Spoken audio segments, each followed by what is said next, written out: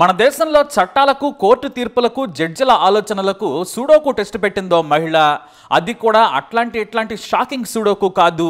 ఏ చట్టంలో రాయనిది రాయలేనిది కేవలం న్యాయమూర్తులు తమ విచక్షణతోనే తీర్పులు చెప్పారు. మరి మీరైతే ఎలాంటి తీర్పు చెబుతారు? అసలు ఈ కేసే చాలా వెరైటీ కేసు.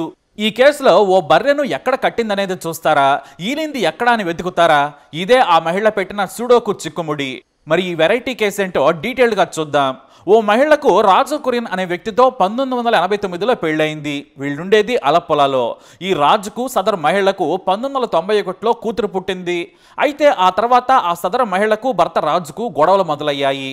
ఎందుకంటే తమ దూర బంధువైన ఇవాన్ రత్నం అనే వ్యక్తితో అక్రమ బంధం పెట్టుకుంది. భర్త జాబుకు వెళ్ళగానే ఆ మహిళ తన ప్రియుడు రత్నంతో ఎంజాయ్ చేసేది. ఈ విషయం కాస్త భర్త రాజుకు తెలిసింది. ఆ రత్నంగాడిని గాని ఇంటికి రానిస్తే తాను ఊరుకోనన్నాడు. పెద్దల దగ్గర పంచాయతీ కూడా పెట్టాడు. ఆ పంచాయతీలో తాను పద్ధతిగా ఉంటానని చెప్పింది. కానీ పద్ధతిగా ఉండలేదు సరికదా. ఆమె ప్రియుడి దగ్గరికి వెళ్ళి ఎంజాయ్ చేసేది. సాయంత్రం వరకు ప్రియుడితో అతని ఇంట్లోనే ఉండేది. ఈ విషయంపై గొడవలు జరుగుతూనే ఉన్నాయి. అలా 10 ఏళ్ల తర్వాత అంటే 2001లో ఓ కొడుకు పుట్టాడు. అతనికి మెలాన్ జోసెఫ్ అని పేరు పెట్టాడు తండ్రి రాజు. అయితే ప్రియుడు రత్నన్ను విడిచి ఉండలేక ఇటు మొగుడుకు విడాకులు ఇవ్వలేక రహస్యంగా అక్రమందం కొనసాగించింది. అయితే ఓసారి తన భార్యను వెంబడించిన భర్త రాజు రెడ్ హ్యాండెడ్గా పట్టుకున్నాడు. ఆమె ప్రియుడు రత్నంతో ఏకాంతంగా గడుపుతున్న ఆమెను బయటకు పిలిచి కొట్టాడు. అంతే, ప్రియుడి సపోర్ట్తో భర్త మీద గొడవకు దిగింది. ఇంకేముంది, తనకు భార్య వద్దన్నాడు రాజు. ఇటు భార్య కూడా నువ్వు కూడా నాకేం అక్కర్లేదని చెప్పింది. ఆ తర్వాత 2003లో విడాకులకు అప్లై చేశారు. అయితే ఇద్దరు పిల్లలని కూడా తనతోటే ఉంచుకుంది ఆ మహిళ. ఇక తనకు పెళ్ళైనా కూడా చిన్నింటిని మెయింటైన్ చేస్తూ వచ్చాడు ఇవాన్ రత్నం. ఇటు మహిళ కూడా చిన్న జాబ్ చూసుకొని ప్రియుడితో ఎంజాయ్ చేసేది. 2006లో విడాకులు కూడా మంజూరయ్యాయి. అయితే తన కొడుకు కోసం బర్త్ సర్టిఫికేట్ కోసం మున్సిపల్ ఆఫీస్లో అప్లై చేసింది ఆ మహిళ. అయితే ఆమె ఇచ్చిన ప్రూఫ్స్లో భర్త పేరు రాజు అని ఉంది. కానీ కొడుకు తండ్రి పేరు స్థానంలో ఇవాన్ రత్నం అని రాసింది. ఇదేంటి అని అధికారులు అడిగారు. చూడమ్మా, తప్పు రాసావేమో సరిదిద్దమన్నారు. లేదు, నేను కరెక్ట్గానే రాశాను. నా పాత మొగుడి పేరు రాజు, నా ప్రియుడి పేరు రత్నం. నా ప్రియుడి పేరు తండ్రి స్థానంలో రాయాలని కోరింది. అతనికే పుట్టాడని తల్లిగా నేను చెబుతున్నానంది. నా లవర్ పేరు రాయమని డిమాండ్ చేసింది. అలా రాయడం కుదరదని ఆమె అప్లికేషన్ రిజెక్ట్ చేశారు అధికారులు. అంతేకాదు, ఆమె కొడుకు బర్త్ సర్టిఫికేట్ను లీగల్ సమస్యల లిస్టులో చేర్చారు. దీంతో ఆమె స్థానిక మున్సిపల్ కోర్టులో ఫిర్యాదు చేసింది. నా కొడుకు పుట్టినప్పుడు భర్త రాజే, కానీ రత్నానికే నా కొడుకు పుట్టాడు. నేను నా భర్తతో శృంగారంలో పాల్గొనలేదు. ప్రియుడితోనే కలిసిన తర్వాత నా కొడుకు పుట్టాడు. కాబట్టి రత్నం పేరును తండ్రిగా రాయాలని కోరింది ఆ మహిళ. దీంతో విచారణ జరిపిన స్థానిక కోర్టు సంచలన తీర్పునిచ్చింది. అక్రమ బంధం వల్ల పుట్టిన కొడుక్కి మహిళ ప్రియుడికి DNA పరీక్షలు చేయాలని ఆదేశించింది న్యాయస్థానం. దీంతో మహిళ ప్రియుడు రత్నం షాక్ అయిపోయాడు.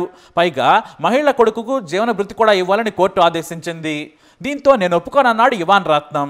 ఎందుకంటే అతనికి అప్పటికే భార్య పిల్లలు ఉన్నారు. ఇప్పుడు కానీ ప్రియురాలి కొడుకుకి తండ్రి తానేనని ఒప్పుకుంటే ఆస్తిలో వాటా ఇవ్వాల్సి వస్తుంది. పైగా భార్య కొడుకులు రత్నాన్ని అప్పటికే తన్నారు కూడా. తాను ఒప్పుకోనని హైకోర్టుకి వెళ్ళాడు రత్నం. ఎందుకంటే ఏదో మోజులో ఎంజాయ్ చేశాడు, కానీ తన మొదటి ఫ్యామిలీకి ఆస్తులకు ఎసరొస్తుందని ఊహించలేదు. కానీ అతని లవర్ మాత్రం తెలివిగా రత్నాన్ని ఇరికించేసింది.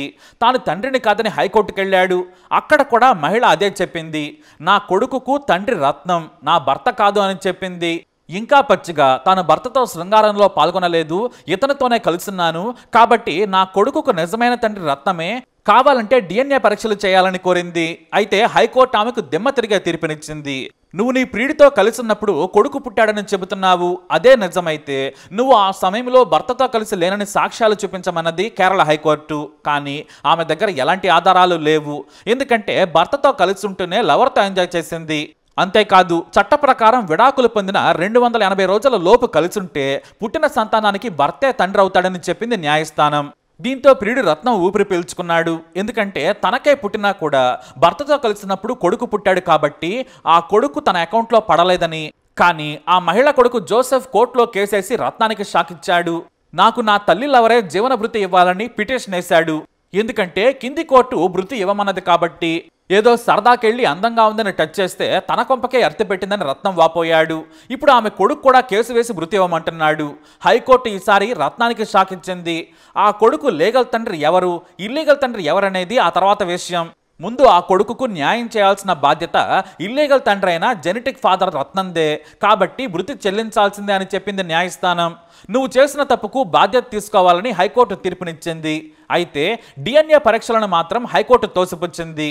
జెనెటిక్ తండ్రి అనుమతి లేకుండా తాము పరీక్షలు చేయాలని ఆదేశించమని తేల్చింది. అంతిమంగా తాళి కట్టిన రాజే ఆ కొడుకు తండ్రి, రత్నం మాత్రం కాదు. కాకపోతే ఆ కొడుకు మృతి విషయంలో రత్నం చెల్లించాల్సిందే. ఆ కొడుకు హక్కులను తాము కాలరాయలేము, అడ్డుకోలేమని చెప్పింది హైకోర్టు. ఇక చేసేది లేక ఆ మహిళ ప్రియుడు సుప్రీంకోర్టుకు వెళ్ళాడు. తాను తండ్రిని కాదు, జోసెఫ్కు మృతి ఇవ్వలేనని న్యాయం చేయాలని కోరాడు రత్నం. ఈ కేసును చూసి సుప్రీంకోర్టే షాక్ అయింది. ఎందుకంటే మహిళ భర్త రాజు, కానీ కొడుకు పుట్టింది ప్రియుడికి. మరి ఆ కొడుకు ఎవరికి చెందుతాడు అనే దానిపై చట్టాలను మొత్తం తవ్వితీశారు. UK, US, Indonesia, Sri Lanka, France, Germany సహా ఇతర దేశాల్లోని చట్టాలను సుప్రీంకోర్టు లాయర్లు తిరగేశారు. అన్నింటినీ అర్థం చేసుకున్న తర్వాత సంచలన తీర్పునిచ్చారు. అంతేకాదు, ఈ తరహా కేసులు దేశంలో ఎక్కడ వచ్చినా కూడా ఇదే తీర్పు ప్రామాణికం కానుంది. అందుకు సెక్షన్ 112ను ప్రస్తావించింది supreme court. Both during marriage conclusive proof legitimacy ఆధారంగా తీర్పునిచ్చింది. పితృత్వం న్యాయం విషయంలో చాలా క్లియర్గా తీర్పు చెప్పింది. పెళ్ళై భార్యాభర్తలు లీగల్గా కలిసి ఉంటున్నప్పుడు పుట్టిన బిడ్డకు తండ్రే భర్త అవుతాడు. ఆమె వేరే వ్యక్తితో అక్రమంబంధం పెట్టుకుని కన్నా కూడా, అంటే బయోలాజికల్ ఫాదర్ ఎవరైనా కావచ్చు, భర్తతో కలిసి ఉంటుంది కాబట్టి ఆమె భర్తే లీగల్గా తండ్రి. ఇదే అంతిమ తీర్పని న్యాయమూర్తి జస్టిస్ కాంత్ తెలియజేశారు. ఈ తీర్పు భవిష్యత్తులో ఎవరు నిజమైన తండ్రి అనే చర్చకు దారి తీయకుండా, పిల్లలు ఇబ్బంది పడకుండా ఉంటుందని తెలిపింది. అంతేకాదు, ఆ మహిళా భర్త ఆస్తులు ఆ కొడుకుకు వారసత్వంగా చెందుతాయి, జెనెటిక్ ఫాదర్తో సంబంధం లేదు అని తీర్పు చెప్పేసింది. ఒకవేళ భర్తే తనకు ఆ బిడ్డ పుట్టలేదని సవాల్ చేస్తే మాత్రం దానికి కూడా తీర్పు చెప్పింది కోర్టు. తన భార్య గర్భవతి అయిన సందర్భంలో భార్యతో కలిసి లేనని నిరూపించుకోవాలి, సరైన ఆధారాలు కూడా చూపించాలి, లేదంటే ఆ బిడ్డకు తండ్రి అతనే అవుతాడు. కాబట్టి ఇందులో చిక్కుముడిలేవీ లేకుండా క్లియర్గా తీర్పునిచ్చింది సుప్రీంకోర్టు. అయితే ఈ తీర్పు ద్వారా రత్నం హాయిగా ఊపిరి పీల్చుకున్నాడు. ప్రియురాలిని వదిలేసి తన భార్య పిల్లలతో బ్రతుకుతున్నాడు. కానీ ఇటొచ్చి ఆమె కొడుకే ఎటు కాకుండా పోయాడు. ఎందుకంటే కోర్టు తీర్పు ప్రకారం తన తల్లి భర్తే తండ్రి, కాకపోతే నా భర్త కొడుకు పుట్టలేదని ప్రపంచమంతా వినేలా చెప్పింది. అలా అతని జీవితం నాశనమైంది. కానీ తండ్రి కాకపోయినా కూడా లీగల్గా ఆస్తులకు మాత్రం తన తల్లి భర్తే తండ్రి అయ్యాడు, అతని ఆస్తులకు వారసుడయ్యాడు. కాకపోతే ఇక్కడ గొప్పవాడు రాజు ఏనాడు కూడా తన కొడుకును కాదనుకోలేదు. అతని మంచితనానికి మనం సెల్యూట్ చేయాల్సిందే. భార్య గలీజ్ పని చేసిన పిల్లల విషయంలో జాగ్రత్తగా ఉన్నాడు రాజు. కానీ ఆ మహిళా రత్నమే చండాలం చేసి దేశ న్యాయ వ్యవస్థకు సవాల్ విసిరారు. అయితే తన తండ్రి ఎవరో తెలుసుకునే హక్కు తనకు లేదా అని ప్రశ్నించిన ఆ కొడుకుకు మాత్రం సరైన తీర్పు రాలేదు. ఇదే ఇక్కడ మరో సవాల్. మరి మీరేం తీర్పునిస్తారు? ఖచ్చితంగా మీ అభిప్రాయాన్ని కామెంట్ ద్వారా తెలియజేయండి. ఈ వీడియో అప్డేట్స్ కోసం మై ఛానల్ ఫాలో అవ్వండి, అలాగే తప్పకుండా సబ్స్క్రైబ్ చేసుకోండి.